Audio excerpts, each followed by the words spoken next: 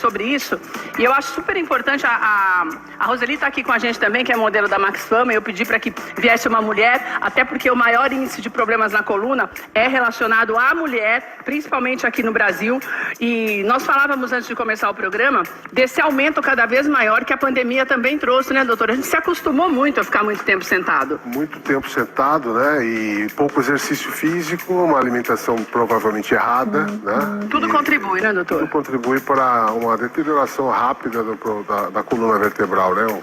As doenças degenerativas realmente assumiram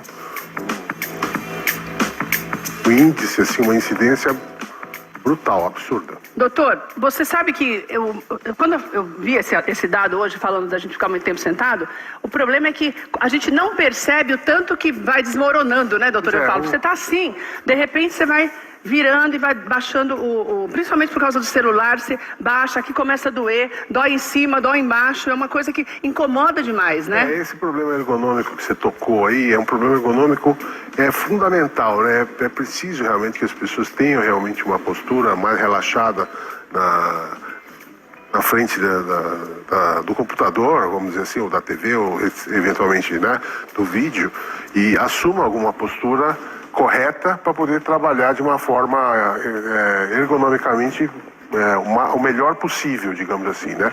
O que eu quero dizer com essa questão ergonômica? Na ergonomia, né, quer dizer o seguinte, a ciência que estuda a posição, né, vamos a maneira correta de sentar, vamos dizer isso. O mínimo gasto de energia para o organismo, certo. Então que você aguenta mais tempo. Tá. Né? O ideal seria que as pessoas, ao se sentar para trabalhar, a cada meia hora se levantassem, espreguiçassem, né? Uns 10 minutos, fizessem um pouco de exercício, tomasse uma água, né? Fosse ao banheiro, etc., e voltasse a trabalhar. A gente sabe que isso é mais difícil, mas é o ideal. É porque normalmente a gente só faz isso quando sente dor, né, doutor? Você não está sentindo dor? Você vai, como você falou, vai soltando todo o peso e não se preocupa em fazer diferente. E nessa hora, alguns grupos musculares são forçados além da conta. Então eles vão fazer assim, uma contração acima do que está preparado, o corpo está preparado para fazer. E aí que surgem os problemas, as dores musculares nesse primeiro momento. Isso que eu ia te perguntar, eu tenho uma dúvida. Quando nós falamos em dores na coluna, só para você ter uma ideia, foi feito um levantamento pela Organização Mundial de Saúde, que dá conta de pelo menos 850 milhões de pessoas vão ter algum problema na coluna até 2050. É gente pra caramba no mundo inteiro, muita gente. Bastante. Agora, então é uma doença, né, doutor? Porque às vezes a gente fala assim, eu tô com uma dorzinha nas costas. A dor nas costas, se ela não for no primeiro plano, ela vai virar uma doença. Exato. A dor é um prenúncio de que alguma coisa não está bem no corpo. Então, o nosso sistema imunológico manifesta essa alteração como, olha, tá doendo. Tipo um sinal de alerta. É um sinal de alerta. É uma luz amarela que aparece. Então, nesse caso, é preciso a gente rapidamente tentar entender o que está acontecendo para poder resolver o problema no começo, porque ele vai se tornando mais grave. O que eu quero dizer com isso? Às vezes, a dor muscular vai se agravando. Então, ela pode, eventualmente, no caso da coluna, né, criar um conflito entre a cartilagem lá entre as duas vértebras, né, e que acaba comprimindo a raiz nervosa, provocando uma espécie de dor no nervo, que a gente chama de ciática, no caso da lombar, né? Que é quando começa, que aí já é a evolução da doença, vamos dizer assim. É a evolução. Pela falta de tratamento também, de cuidado. Sim, sim. Tá. E nessa hora, né, é preciso que a gente, lógico que vai sentir uma dor incomensurável, tem que procurar o serviço médico, né? E é nessa hora que a gente consegue fazer os diagnósticos e rapidamente instituir o tratamento necessário, que muitas vezes é um tratamento conservador, mas é que, esgotadas as possibilidades de tratamento conservador, a gente acaba, em alguns pacientes, né, indicando alguma coisa cirúrgica para tentar resolver isso rapidamente. Doutor, o fator hereditário, ele é predominante nesse caso? O fator hereditário realmente é a causa do problema a maior muitas vezes. parte tem alguma... Por isso que é necessária essa prevenção, né, doutor? Exato. Porque eu já sei que eu tenho essa possibilidade maior de ter um problema, Exato. então, na verdade, o cuidado teria que ser maior, né? Esse detalhe, muitas vezes, fica um fator hereditário, né? Esse detalhe fica meio perdido às vezes, né? Porque as pessoas encaram como um fator de uma forma meio abstrata, fica difícil explicar. É como se ele herdasse a coluna do pai e a bacia da mãe. Certo. E nesse indivíduo, essas duas peças não formarem uma engrenagem perfeita. Entende? Aí o fator E essa hereditário possibilidade da engrenagem não funcionar direito é maior quando já se tem esse antecedente, vamos dizer assim. Exato. Quando não são compatíveis, né? A coluna de um com a bacia do outro, digamos. Ô Rose, você tem alguma dificuldade de dores na coluna, na maneira de sentar? Quando é que você sente mais dor? Na grande maioria é quando eu estou sentada, depois eu levanto. Fica muito tempo sentada? Não muito, mas normalmente quando eu sento, eu sinto mais. Porque durante o andar, você está correndo, andando. Não sente? Você acaba não sentindo muita dor. Nesse Quando caso... você para, você realmente sente. Nesse caso, o caso da Rose, pode ser um desgaste das articulações da coluna. Nós chamamos as articulações posteriores porque elas ficam na parte de trás da coluna. Ou pode, eventualmente, essa perda da altura do disco, né, representar o que o paciente tem uma chamada dor discogênica, que é a dor da própria ruptura do disco intervertebral. Então nesse caso, a gente consegue, através de exames de imagem, fazer esse diagnóstico e tratar o paciente, né, sabendo de onde vem a dor, tratar localmente ali. Doutor, quero te mostrar uma coisa. Vou puxar a cadeira para te mostrar a maneira como eu faço para não sentir dor, para ver se está muito errado, porque certo não deve estar. Quer ver? Vou puxar para você que está em casa. Cada um tem uma maneira de sentar para se sentir mais confortável. Sim. Né? Então, por exemplo, eu fico muito tempo sentada. Daí eu estou sentada com o celular na mão. Não. Nessa posição. Mais alto. Normalmente eu coloco uma almofada, porque a cadeira da minha casa é madeira, então me incomoda. Daí eu coloco uma almofada. Daí eu tô aqui ou então eu tô no notebook. Queria lembrar uma coisa só. O mobiliário de casa, ele não está preparado para você ficar horas e horas como o do escritório. Essa é a diferença. Por isso que eu já sinto muita dor. Eu sinto muita dor. O bumbum fica doendo, os ossos, daí eu pego e coloco. Você que é magrinha, então é bom... A almofada tá certa, então. A almofada. A altura tá correta, porque se você tá nessa altura aí, as coxas com as pernas tem que ter 90 graus. Ou seja, esse ângulo aqui tem que ser de 90 graus, dobrado. Certo. Os braços, a mesma coisa. Cá, doutor. Os braços, a mesma coisa, né? Tem que ter o apoio, né? 90 graus de apoio nessa posição. Você tem que teclar alguma coisa aqui. Já não faço isso, eu já deixo mais pra cá. Então daí é uma coisa que eu também tenho que pensar. Outra coisa importante é ter um apoio aqui para lombar. Então é interessante que esse nas apoio... costas. Isso, vem mais para trás um pouquinho. Você apoiar a lombar aqui, sei, né?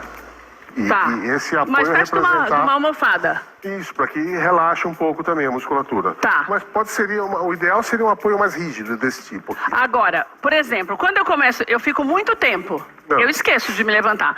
Daí eu costumo fazer assim, coloco essa perna aqui, e daí descanso essa perna e fico com essa perna assim.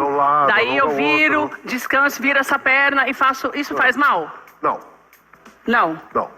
Tá. Não faz mal. Então, na verdade, eu percebo que eu vou, às vezes, pra frente. E eu sinto dor aqui. Quando a gente sente dor aqui, também pode ser coluna, doutor? Pode, é a coluna cervical aí. Né? Aí que é justamente por causa... Você já sentiu isso também? Você fica muito tempo assim, principalmente quando eu tô no celular, doutor. Sim. Daí eu começo a sentir aqui. Isso. Essa questão aqui da dor da cervical pode ser a mesma coisa, um problema muscular. Ou então, se o problema se agrava, né, ele pode se tornar com o tempo um problema do segmento ali. Então, o disco cervical pode comprimir a raiz do nervo cervical e provocar o que a gente chama de cervicobraquialgia. Então, para isso, doutor, que você fala, na verdade, o melhor caminho, deixa eu passar pro lado de cá, eu levantar de vez em quando. Que eu falei também, que a Rô também não faz. Levanta, espreguiça, roda o tronco de um lado para o outro. Vai para um lado, vai para o outro, pronto, está prevenindo problema de coluna. Outra coisa, tem muitas pessoas que acordam com dor. O colchão, doutor, o colchão pode fazer mal para a coluna? Muitíssimo, a gente passa 8 horas por dia dormindo, 1/3 da vida a gente passa dormindo. Porque eu imagino, se você tá bem, se você acorda com dor, é porque tem alguma coisa errada na hora que você tá dormindo, não tem, doutor? Não necessariamente. Não necessariamente, mas pode ter sim, é uma grande possibilidade que isso aconteça. Então, a gente passa muito tempo dormindo, é preciso dormir num lugar bom, um colchão adequado que você possa, vamos dizer, esticar o tronco todo, né? E relaxar naquela posição e sem provocar posturas patológicas ou problemáticas, né? Tem gente que dorme tudo em qual coxa, é a tem melhor gente que maneira dorme de de lado, encolhido, tem gente que dorme na posição... Com a barriga para cima. Não tem, tem uma maneira ideal, doutor, de dormir? Eu considero Melhor? isso, eu acho que... Reto com a barriga para cima, a cabeça para cima? E os braços para baixo. E as mãos viradas para baixo.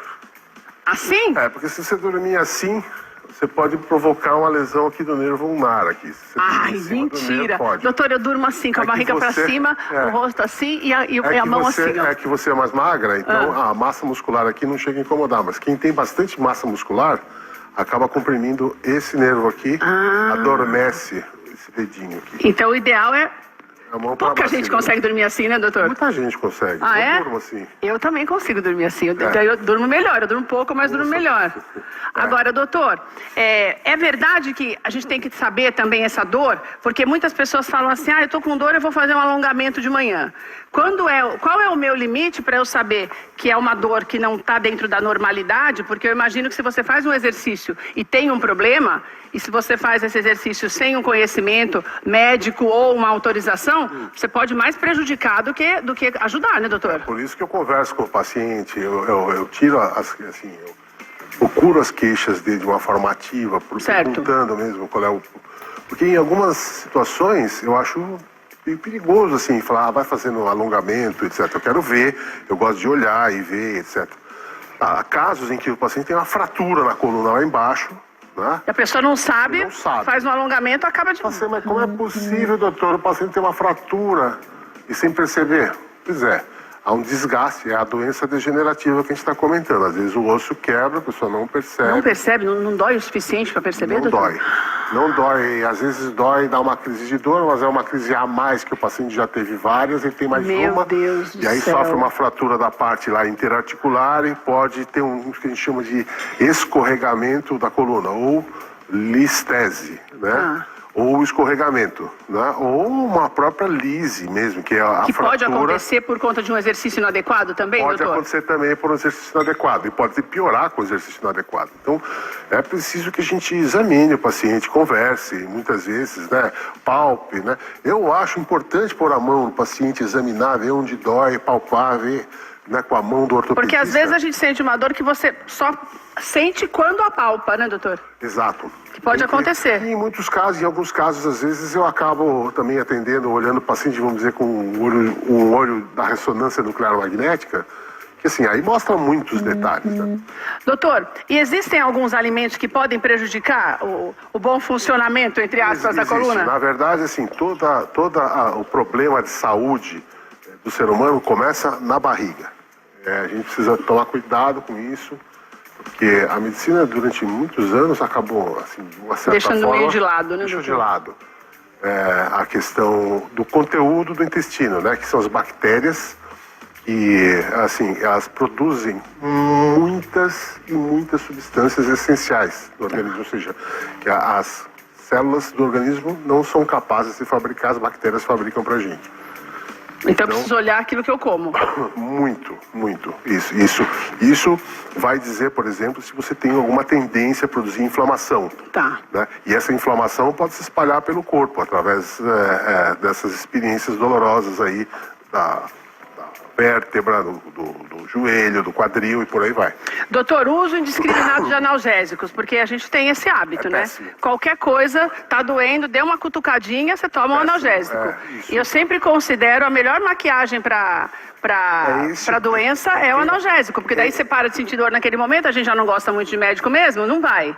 Isso é um perigo também, né, doutor? A maioria gosta da gente, sim. A questão não é nem essa, a questão assim, é que a gente assim, tem essa questão, a medicação, quando é a automedicação, ela não tem um objetivo. O objetivo é aliviar a dor. E isso é perigoso, né? Porque o médico não está sabendo o que está acontecendo. Você não descobre a causa, só alivia a dor. Esse é o problema da automedicação. Assim, alivia a dor, mas aí o problema lá vai se agravando. E quando você vai ver, ele já avançou e está produzindo sintomas, né, muito mais graves do que isso. Ele Agora, tá produzindo doutor, doenças muito mais graves. Eu não tenho, por exemplo, ninguém vai ao médico na primeira dorzinha.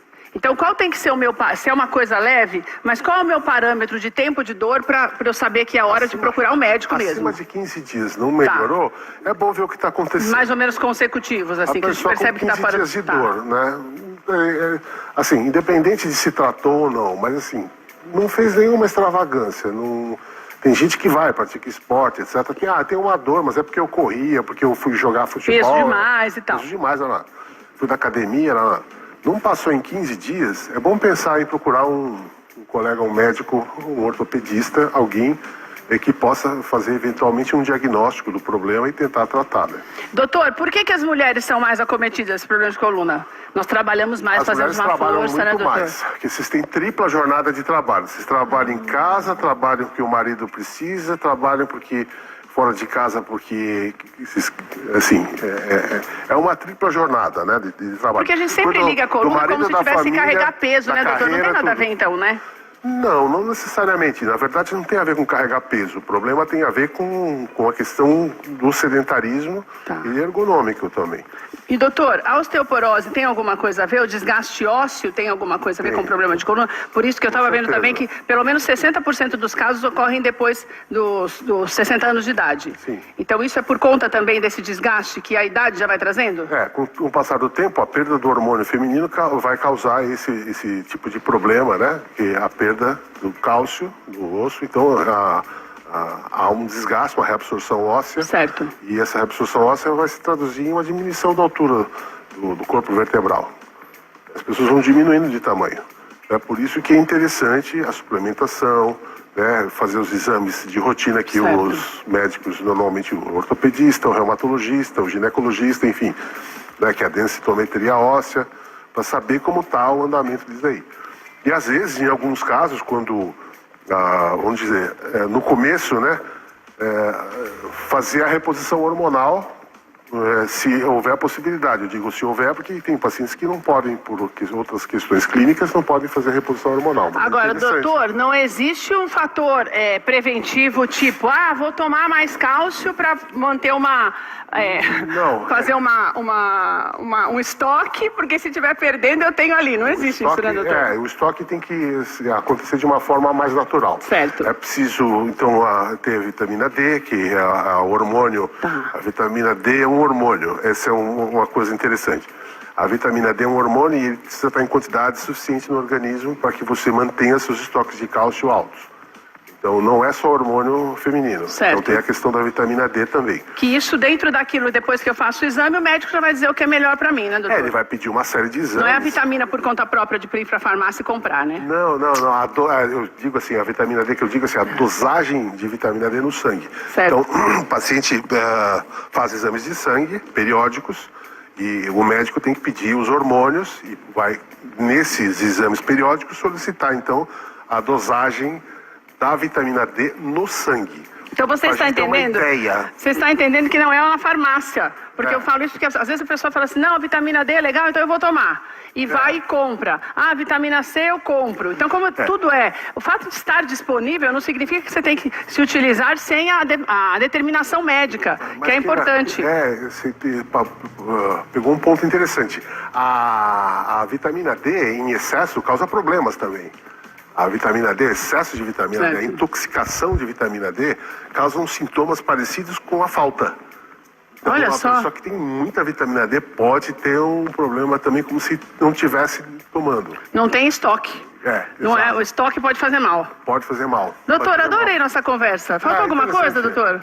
Faltou bastante, tem bastante coisa, né? Você vê, né? Nesses casos em que a gente fala sobre problemas de coluna, etc., eu gosto sempre de falar, né, que nos casos de hérnia de disco, eu particularmente dou preferência para os tratamentos minimamente invasivos. Então, a cirurgia é o último caso, né, doutor? Exato, a cirurgia aberta, em último caso, assim, E eu prefiro tratar o paciente com agulhas, com injeções, né, locais, próximos, onde eu já examinei a ressonância e vi que está inflamado. Sabe.